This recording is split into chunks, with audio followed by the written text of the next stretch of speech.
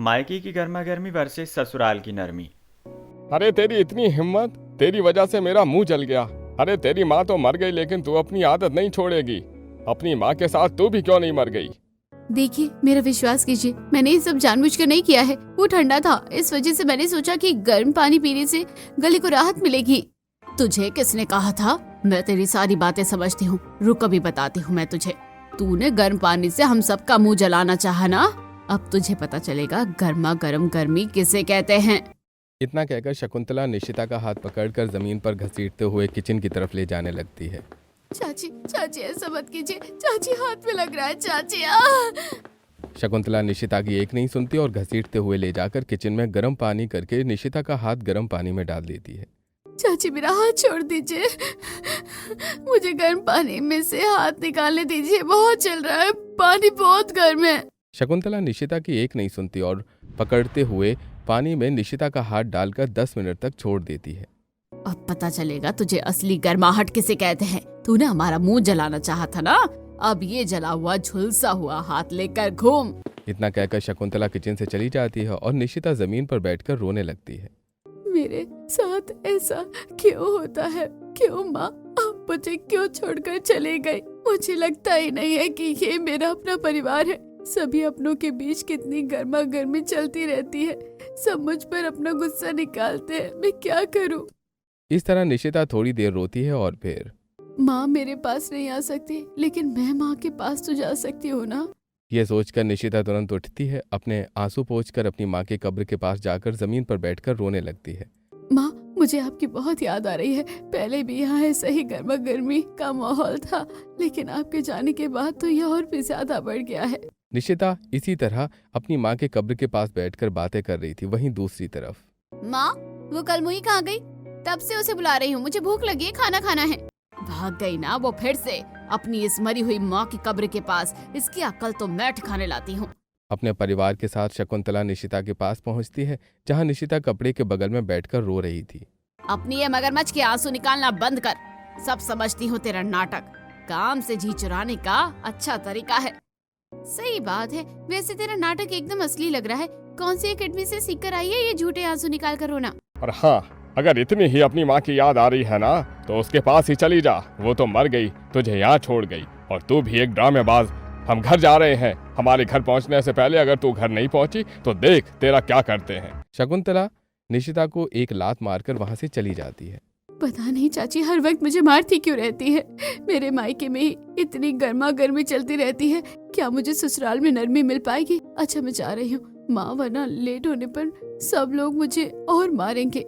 फिर निशिता रोते हुए वापस घर आ जाती है और घर के कामों में लग जाती है। अब इसी तरह कुछ दिन बीतते हैं। फिर एक दिन, क्यों रे कलमुही, तू अपनी माँ को याद करते करते उनके पास ही चली गई क्या? आज नाश्ता मिलेगा या नहीं? जैसे ही किचन में खड़ी निशिता शकुंतला की बात सुनती है, पर तुरंत चाय नाश्ता लेकर कमरे में पहुंचती है। सरसों लाते हुए हमारे कमरे में कहाँ आ रही है? वहीं खड़ी रहे और बगल के टेबल पर नाश्ता रख।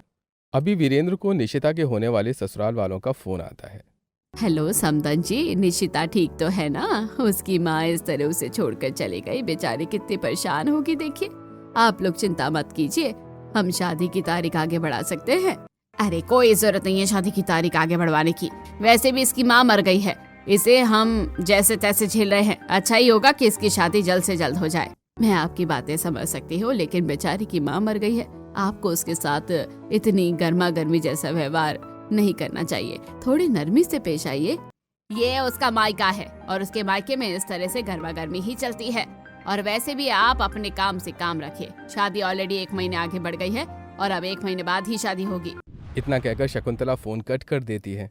अरे कलमुही, तू खड़ी होकर हमारी बातें क्या सुन रही है? चल निकल यहाँ से। शकुंतला निशिता से नाश्ता लेकर उसे कमरे से बाहर भेज देती है। हे भगवान, मेरे मायके में ही इतनी गर्मा गर्मी चलती है, जब मेरे अपने ही मेरे साथ ऐसा व्यवहार करते हैं तो मेरा ससुराल में क्या होगा? वहीं दूसरी तरफ, तौबा तौबा, बेचारी के मायके में कितनी गर्मा गर्मी चलती रहती है। बेचारी की माँ मर गई, लेकिन फिर भी सब उसे कितना चिल्ला रहे हैं। सच में बेचारी के मायके वाले तो बड़े ही बेशरम हैं। सारा लड़ाई झगड़ा समझ में आता है, लेकिन किसी की माँ मरने के बाद तो उन्हें उसके साथ नर्म व्यवहार करना चाहिए। हाँ बात तो सही है आप लोगों की, लेकिन अब मैं भी क्या कर सकती हूँ, वो उसका और उसके मायके वालों का आपसी मामला है। अब इसी तरह कुछ दिन बीतते हैं और फिर एक दिन जब निशिता बालकनी में कपड़े सुखा रही थी, वहीं दूसरी तरफ मेरे महंगे वाले वो वन पीस अच्छी है ना, मिल ही नहीं रही, इतनी महंगी थी क्या ही बताऊं। अरे देख यहीं कहीं रख दिया होगा तूने, ढूंढ ले मिल जाएगा। घर में से कहाँ जाएगा? माँ जरूर उसे कल निशिता नहीं चुराया होगा। वैसे भी उसकी माँ ने तो कभी उसे इतनी महंगी चीजें पहननी नहीं थी, इस वजह से उसके पास अच्छी चीज नहीं गई। अच्छा ऐसा है क्या? उसकी इतनी हिम्मत कि उसने तेरे कपड़े चुराए, उसकी अक्ल तो मैं अभी ठिकाने लगाती हूँ। इतना कहकर गुस्से में आग बबूला होकर शकुंतला बालकनी में कपड़े सुखा रही निशिता के पास जाती है और निशिता का हाथ मोड़कर बाल पकड़कर खींचने लगती है। बोल बोल, दो कौड़ी की लड़की, तूने मेरी बेटी के कपड़े चुराकर कहाँ छुपाए हैं? तेरी माँ की इतनी औकात नहीं थी कि तुझे इतने महंगे महंगे कपड़े पहना सके, तो तूने उसके मरने के बाद मेरी बेटी के कपड़े चुराना शुरू कर दिए। बोल कहाँ छुपाए हैं उसके कपड़े? नहीं चाची, मैंने श्रेया के कपड़े नहीं छुपाए हैं, वैसे भी मैं वैसे ऐसे कपड़े नहीं पहनती। वैसे का क्या मतलब है? मेरी बेटी तुझसे 100 गुना ज्यादा अच्छे कपड़े पहनती है। चल बता कहाँ रखे हैं तूने उसके कपड़े? निशिता के कुछ न कहने पर शकुंतला उसका मुंह बालकनी से लटका देती है। चाची ऐसा मत कीजिए, आपको पता है मुझे ऊंचाई से कितना डर लगता है, ऐसा मत कीजिए चाची। तो तू बता दे कहाँ छुपाया है तूने मेरी बेटी का कपड़ा? पूरे 10,000 का था। माँ उसे छोड़ दो, उसका हाथ पकड़कर अपने हाथ गंदे मत करो, मुझे मेरे कपड़े मिल गए हैं, चलो चलते हैं यहाँ से। फिर शकुंतला श्रेया के साथ वहाँ से चली जाती है। काश माँ आप इस वक्त मेरे साथ होती, मुझे आपकी बहुत याद आ रही है। मेरे मायके में ही इतना गर्म माहौल रहता है, पता नहीं ससुराल में क्या होगा। बालकनी में हो रही ये सारी चीज नीचे सब्जी के ठेले पर सब्जी ले रही औरतें भी देख रही थीं। बेचारी के मायके में ही इतनी गर्मा गर्मी चलती रहती है, न जाने बेचारी के ससुराल में क्या होगा। सच बताऊं तो इसे देखकर सच में मेरे दिल में कभी कभी इसके लिए दुआ निकलती है। हे भगवान, मायका तो इसका गर्मा गर्मी से भरा हुआ है, कम से कम अब ससुराल अच्छा देना। हाँ ये तो है, ये तो मैं भी चाहती हूँ। अब लड़ाई झगड़ा तो सभी के घर में होते हैं, लेकिन किसी की डेथ होने के बाद कुछ दिनों के लिए तो उन्हें उसके साथ अच्छा व्यवहार करना चाहिए। निशिता के मायके वाले निशिता के साथ जो व्यवहार करते थे उसे देखकर आस पड़ोस में भी उनके खिलाफ बातें चलने लगी थी। अब इसी तरह कुछ दिन बीतते हैं और इसी गर्मा गर्मी के माहौल में निशिता की शादी नितिन के साथ हो जाती है। फिर कार में बैठकर ससुराल जाते वक्त मैं अपने ससुराल जा रही हूँ, लेकिन मेरे मायके में ही इतनी गर्मा गर्मी का माहौल चलता रहता था ना, न जाने ससुराल में क्या होगा, वहाँ सभी लोग कैसे होंगे। मुझे तो ये सोचकर ही घुटन हो रही है। अपने मायके की गर्मा गर्मी देखने के बाद निशिता अपने ससुराल के बारे में सोच रही थी। अब यही सोचते सोचते वो अपने ससुराल पहुंचती और गृह प्रवेश के वक्त भाभी आप शादी में तो बहुत अच्छी लग रही थी, लेकिन ये सिंदूर लगने के बाद आप तो और भी ज्यादा सुंदर दिखने लगी हैं। हाँ भाभी, आपकी इस खूबसूरती के सामने तो मिस वर्ल्ड भी शर्मा जाएगी। क्या हुआ भाभी, आपके चेहरे का रंग इस तरह उड़ा क्यों हुआ है? सब ठीक तो है ना? निशिता कुछ बोलती उससे पहले ही आशा कहती है, हंसी मजाक और ये सारी बातें बाद में करना, पहले गृह प्रवेश का मुहूर्त बीत रहा है। बहू तू अपने दाहिने पैर से कलश गिराकर घर में गृह प्रवेश कर। क्या दाहिने पैर से? हाँ बहू, गृह प्रवेश तो दाहिने पैर से ही करते हैं। चलो तुम गृह प्रवेश करो वरना मुहूर्त बीत जाएगा। मुकेश की बात सुनकर निशिता जैसे तैसे बड़ी मुश्किलों और दर्द को सहकर अपना दाहिना पैर उठाती है और कलश गिराने जाती है, लेकिन बिना कलश गिराए ही अपना पैर पीछे कर लेती है। बहू ये तुमने क्या किया? दाहिने पैर से कलश गिराकर ससुराल में प्रवेश करने का अर्थ अपने ससुराल और पूरे परिवार के साथ आगे बढ़ने का होता है, और तुमने अपने पहले कदम ही पीछे कर लिए। ये तो बड़ा ही अपशगुन है। हाँ बहू, तुमने गृह प्रवेश के वक्त इतना बड़ा अपशकुन क्यों किया?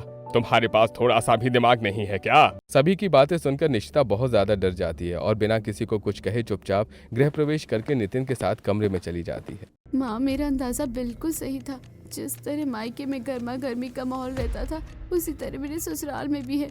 पता नहीं अब मैं यहाँ कैसे रहूंगी। अरे क्या हुआ मेरी प्यारी पत्नी? तारे देखकर क्या सोच रही हो और इतनी उदास और परेशान क्यों हो? नहीं कुछ नहीं, मुझे नींद नहीं आ रही, मैं सोने जा रही हूँ। इतना कहकर निशिता जैसे ही बिस्तर की तरफ बढ़ने लगती है उसके पैर लड़खड़ाते हैं और नितिन उसे संभालता है। अरे क्या हुआ? थोड़ा संभल कर चलो। अरे तुम ठीक तो हो? जी हाँ मैं ठीक हूँ। निशिता बिस्तर पर जाकर सो जाती है और साथ ही नितिन भी सो जाता है। फिर अगली सुबह निशिता अपनी पहली रसोई की रस्म पूरी करने के लिए तैयार होकर किचन में पहुंचती है। मेरे ससुराल वाले कितने ज्यादा अमीर हैं और यहाँ का किचन भी कितना बड़ा है। मुझे इनके लिए लगता है तरह तरह के अलग अलग पकवान बनाने पड़ेंगे। यह सोचकर निशिता एक से बढ़कर एक पकवान बनाती है और फिर अभी तो सिर्फ 8 बज रहे हैं, सभी लोग 9-10 बजे तक नाश्ता करेंगे। क्यों ना मैं ये खाना अपनी माँ की कब्र पर चढ़ा कर आ जाऊँ। ये सोचकर निशिता तुरंत एक प्लेट पर खाना निकालकर अपनी माँ के कब्र के पास पहुंचती है। ये देखो माँ, आज मैंने अपने ससुराल की पहली रसोई में इतने सारे पकवान बनाए हैं। आपने ही मुझे सिखाया था ना। पता है माँ, आपको मायके में जैसे सब मुझ पर चिल्लाते थे वैसा ही ससुराल में भी है। फिर निशिता अपनी माँ की कब्र से बातें करने लगती है, जिससे उसका ध्यान वक्त पर से हट जाता है और काफी देर हो जाती है। हे भगवान, मेरा ध्यान तो वक्त पर गया ही नहीं। इतनी देर हो गई, अब मुझे जल्दी ससुराल पहुंचना होगा। फिर निशिता तुरंत दौड़ते हुए, बहू, तूने कल गृह प्रवेश के वक्त अपशगुन तो कर ही दिया था, लेकिन आज फिर पहली रसोई की रस्म में भी तू बाहर घूमने चली गई।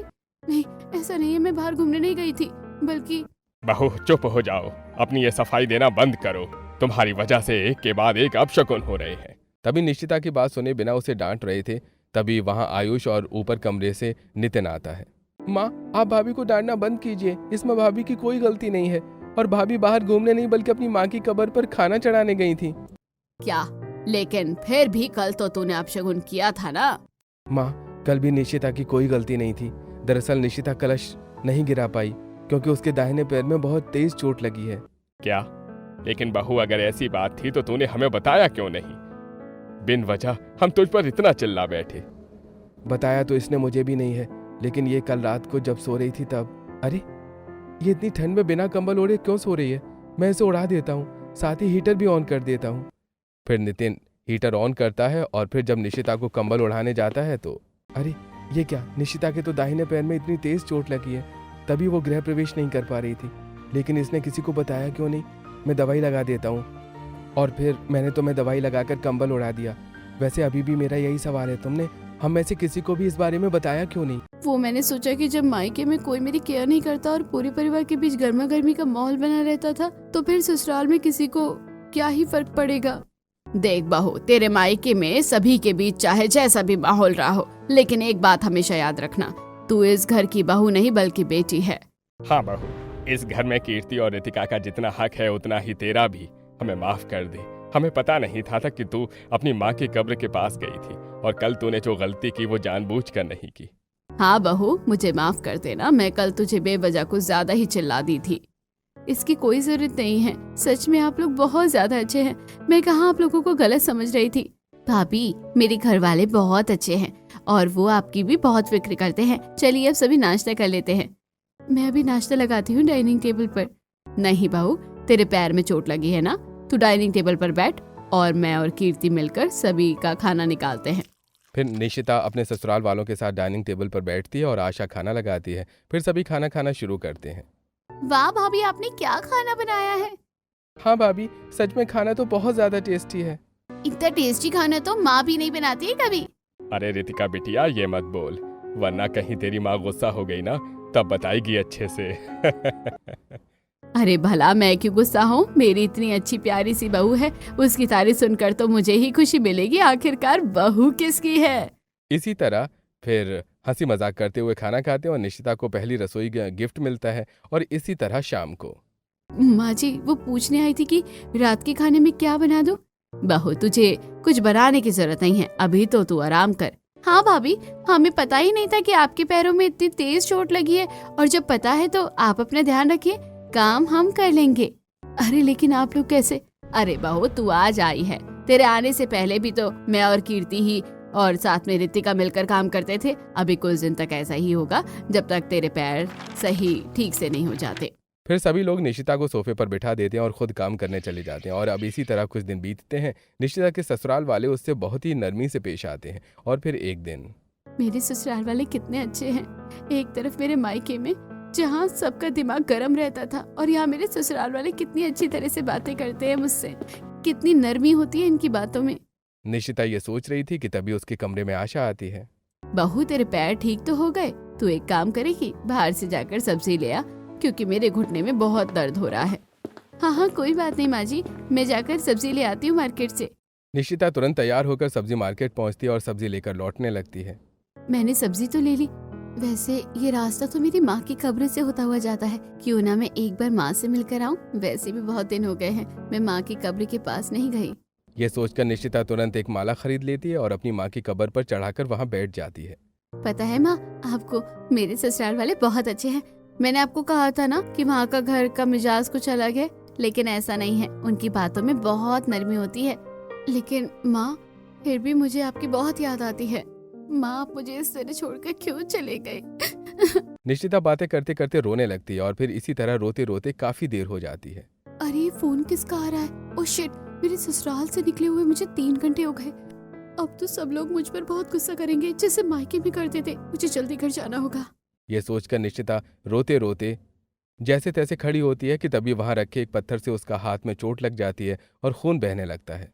अरे, ये चोट कैसे लग गई? इतना खून बह रहा है। लेकिन अगर अभी मेरी माँ के साथ मैं होती तो वो मेरे जख्म पर मरहम लगाती। आपके जाने के बाद आप जैसा प्यार कोई नहीं कर सकता मुझे। निश्चिता जमीन पर बैठकर अपना चोट लगा हुआ हाथ लेकर कब्र के सामने रो रही थी कि तभी वहां उसके ससुराल वाले आते हैं। अरे बहू, तू यहाँ? अरे, तुझे ये चोट कैसे लगी? चल, मैं पट्टी कर देती हूँ। देखो निशिता, रोना बंद करो। रोने से सब कुछ ठीक नहीं हो जाता। अपने आंसू पोंछो। एक तरफ आशा जो निशिता के हाथ में मलहम पट्टी कर रही थी, तो दूसरी तरफ नितिन जो निशिता के आंसू पोंछ रहा था। और निशिता अपनी माँ के कब्र के सामने बैठकर अपनी माँ को याद कर रही थी। देख बहू, चुप हो जा। इस तरह रोने से कुछ नहीं होता। अगर तेरी माँ तुझे इस तरह रोता हुआ देखेगी तो उनकी आत्मा को भी शांति नहीं मिलेगी। तू खुश रह, रो मत। हाँ निशिता, रोना बंद करो। हमारे साथ घर चलो। तुमने पिछले 3-4 घंटे से कुछ भी नहीं खाया है। एक टाइम वो था जहाँ मेरे मायके वाले मुझे कब्र के सामने बैठा देखकर मुझ पर चिल्ला रहे थे, और एक आज का टाइम है जहाँ मेरे ससुराल वाले मुझे चुप करवा रहे हैं। देखिए भाभी, आप ज्यादा मत सोचिए, रोना बंद कीजिए और घर चलिए। फिर निशिता अपने ससुराल वालों के साथ घर जाती है और सभी लोग निशिता को पानी पिलाकर उसे चुप करवाते हैं। फिर इसी तरह अगले दिन। ओह, अभी तो कितना सारा काम करना है। आटा सानना है, सब्जी बनाना है, और साथ ही मीठे में भी कुछ बनाना होगा। निशिता ये सोच ही रही थी कि तभी किचन में रितिका और कीर्ति आते हैं। ओ मेरी प्यारी भाभी, क्या कर रही हैं आप? कुछ नहीं, बस खाना बना रही थी। अच्छा, तो अकेले सारा काम करके आप माँ की तारीफ भी अकेले ही सुनना चाहती है? हम ऐसा नहीं होने देंगे। चलिए, हम सब मिलकर काम करते हैं। मैं आटा सान दूंगी, रितिका सब्जी काट देगी और आप रोटी बना दीजिए, और मीठे में कुछ हम सब मिलकर बना लेंगे। फिर निशिता की दोनों नंद हंसी मजाक करते हुए मिलकर निशिता के काम साथ करती हैं, जिससे सारा काम झटपट पूरा हो जाता है। कितनी अच्छी हो तुम दोनों। तुम्हारी वजह से मेरा सारा काम इतनी जल्दी खत्म हो गया है। Thank you so much. अरे, इसमें थैंक यू की क्या बात है? हम तो आपसे खाना बनाना सीख रहे थे। अब हमारी भी तो शादी होगी तो काम आएगा ना। अच्छा, तो आपको शादी करने की बड़ी जल्दी है। सब समझ रही हूँ मैं। अच्छा भाभी, आप सबको बुला कर ले आइए, मैं सबका खाना निकाल देती हूँ। फिर रितिका खाना निकालती है और निशिता सभी को बुलाकर लाती है और पूरा परिवार साथ बैठकर खाना खाता है। इसी तरह अगले दिन दोपहर में। मेरा ये सिर अचानक दर्द क्यों करने लगा? काश आज माँ होती तो मैं मेरे सिर की अच्छी से मालिश कर देती। तभी आशा वहां आती है और निशिता का सिर दबाने लगती है। अरे माँ जी, आप क्या कर रही हैं? रहने दीजिए। अच्छा, अगर तू मेरी बेटी जैसी नहीं है तो वैसे भी तू मुझे माँ जी क्यों बोलती है? तू मुझे माँ बोल सकती है, समझी? चल, अब मुझे सिर दबाने दे। माँ, आप कितनी ज्यादा अच्छी हो। सच में आप जैसी सास तो सबको मिले। अब इसी तरह धीरे धीरे निशिता के ससुराल का हर एक सदस्य निशिता के साथ इतना अच्छा पेश आता है कि जिससे उसे अब अपनी माँ की कमी महसूस होना बंद हो चुकी थी। फिर एक दिन जब हॉल में बैठे सभी लोगों को चाय देने जा रही थी तो मेरे ससुराल वाले कितने अच्छे हैं। एक तरफ मेरे मायके में इतनी गर्मा गर्मी का माहौल रहता था और मेरे ससुराल में इतनी नरमी। सच में मेरी सास ने तो मेरी माँ की कमी को पूरा कर दिया। इसी तरह निशिता अपने ससुराल में खुश रहने लगी थी। फिर एक दिन उसे उसकी फ्रेंड का फोन आता है। सुन, वो मैंने तुझे बताया था ना कि मेरी चाची की डेथ हो गई थी, तो कल उनकी 13वीं भी है। तू आ जाना। हाँ ठीक है, मैं देखती हूँ, अगर वक्त मिलेगा तो जरूर आऊंगी। इतना कहकर बेड पर बैठी निशिता फोन कट कर देती है। 13वीं से याद आया, 2-3 महीने हो गए हैं मेरी माँ की आत्मा की शांति के लिए जो हवन होता है वो अब तक नहीं हुआ। लेकिन मैं मायके वालों को बोलूं कैसे? उन लोगों ने तो पैसों के चक्कर में मेरी माँ का अंतिम संस्कार भी नहीं किया, कब्र बनाकर छोड़ दिया। तभी कमरे में नितिन आता है। अरे निशिता, तुम इतनी परेशान क्यों बैठी हो? क्या हुआ? नहीं नहीं, कुछ नहीं। अच्छा, मैं जाती हूँ, किचन में कुछ काम है। निशिता वहां से चली जाती है और तभी उसे उसके मायके वालों का फोन आता है जो नितिन रिसीव करता है। तू तो अपने ससुराल में आराम कर रही है। तेरी माँ के हवन में जो पैसे खर्च हो गए कौन देगा उसे? तेरी माँ तो मर गई, मेरे सिर ये पूजा पाठ करवाने की आफत छोड़ गई। मेरे पास पैसे नहीं हैं तेरी माँ के हवन के लिए, समझी करमजली? अब कुछ बोल क्यों नहीं रही है? कुछ बोल तो। नितिन ये सुनकर बिना कुछ कहे फोन कट कर देता है। तो ये वजह है कि निश्चिता इतनी परेशान थी। देखो अब मैं उसकी खुशी के लिए क्या करता हूँ। फिर नितिन ये बातें जाकर अपने पूरे परिवार को बता देता है। तो इसमें दिक्कत ही क्या है बहू? इस तरह परेशान देखने से अच्छा है कि हम उसके लिए कुछ ऐसा करें जिससे उसे खुशी मिले। आशा की बात सुनकर घर में एक अलग सा माहौल बन जाता है और सभी पूजा की तैयारी में बिजी हो जाते हैं। फिर अगले दिन ये सब क्या हो रहा है? कुछ नहीं भाभी, ये बस ऐसे ही। वैसे आप ज्यादा मत सोचिए, चलिए मेरे साथ शॉपिंग पर चलिए। नहीं नहीं, मैं शॉपिंग पर नहीं चल सकती। नहीं नहीं, बिल्कुल नहीं, आपको हमारे साथ शॉपिंग पर चलना होगा। रितिका और कीर्ति की जिद की वजह से निशिता उनके साथ शॉपिंग पर चली जाती है। तुम दोनों इस तरह मुझे शॉपिंग पर क्यों लेकर चले आए? और घर में वो सारी तैयारियां क्यों हो रही है? तुम लोगों ने मुझे कुछ बताया क्यों नहीं? भाभी, वो तो आपके लिए सरप्राइज है, लेकिन घर में जो कुछ भी हो रहा है उसे देखकर आप बहुत ज्यादा खुश हो जाएंगी। ज्यादा मत सोचिए। फिर तीनों मॉल से कुछ चीजें खरीदती हैं और घर वापस लौटती हैं। अरे गेट पर इतने सारे जूते चप्पल किसके रखे हैं? कौन आया है घर में? और ये सब क्या हो रहा है? चलकर देखती हूँ। फिर निशिता जैसे ही घर के अंदर जाती है वो सारी चीज देखकर हैरान रह जाती है, क्योंकि वहां उसकी माँ की फोटो लगी थी जिस पर सभी लोगों ने माला पहना रखी थी और साथ ही वहां हवन भी चल रहा था। ये हवन और ये सब कुछ क्या है? वो कल मैं तुम्हारी चाची का फोन रिसीव कर लिया था। उन्होंने तुम्हारी माँ की आत्मा की शांति के लिए हवन के बारे में बातें कर रही थी। और फिर हमने फैसला लिया कि तेरी माँ की शांति के लिए हम अच्छी तरह से हवन करवाएंगे। ये तेरी माँ की आत्मा की शांति के लिए हवन हो रहा है। ये देखते ही निशिता बहुत ज्यादा खुश हो जाती है और फिर सभी के साथ बैठकर अपनी माँ की आत्मा की शांति के लिए हवन करती है। और फिर चलो, हवन तो अच्छी तरह से हो गया, कोई गड़बड़ नहीं हुई। तभी वहां निशिता कांच के प्लेट में नाश्ता लेकर आ रही थी जो गिरकर टूट जाती है। ये मैंने जानबूझकर नहीं किया, मुझे माफ कर दीजिए। अरे कोई बात नहीं बहू, तू ठीक है ना, हमारे लिए इतना ही काफी है। हाँ, और फिर एक प्लेट ही तो है, इतना घबरा क्यों रही हो? ये सारी चीजें सोफे पर बैठी पड़ोसन भी देख रही थी। भले ही निशिता के मायके में गर्मा गर्मी का माहौल था, लेकिन ससुराल तो नरम मिजाज का है। हाँ, तभी तो निशिता के ससुराल वालों ने निशिता की माँ की आत्मा की शांति के लिए इतनी बड़ी पूजा करवाई है। वो कहते हैं ना, भगवान के घर देर है अंधेर नहीं है। भले ही मायका गर्मा गर्मी वाला था, लेकिन ससुराल तो नरम स्वभाव का है। इस तरह हवन में आए सभी लोग ससुराल की तारीफ करते हैं और कुछ देर बाद खाना खाकर अपने घर चले जाते हैं। क्या हुआ भाभी, आप क्या सोच रही हैं? बहू, कहीं तुम हमसे नाराज तो नहीं हो, या फिर इस हवन में कोई कमी तो नहीं रह गई? नहीं भाई साहब, बिल्कुल भी नहीं है। बल्कि आप लोगों ने तो इतनी अच्छी तरह से मेरी माँ की आत्मा की शांति के लिए हवन करवाया है। इतनी अच्छी तरह से तो मेरे मायके वाले भी नहीं करवाते। देख बाबू, मैं समझ सकती हूँ कि माँ को खोने का दर्द क्या होता है। मैं तेरी माँ की जगह तो नहीं ले सकती, लेकिन तुझे उनकी तरह प्यार देने की कोशिश जरूर कर सकती हूँ।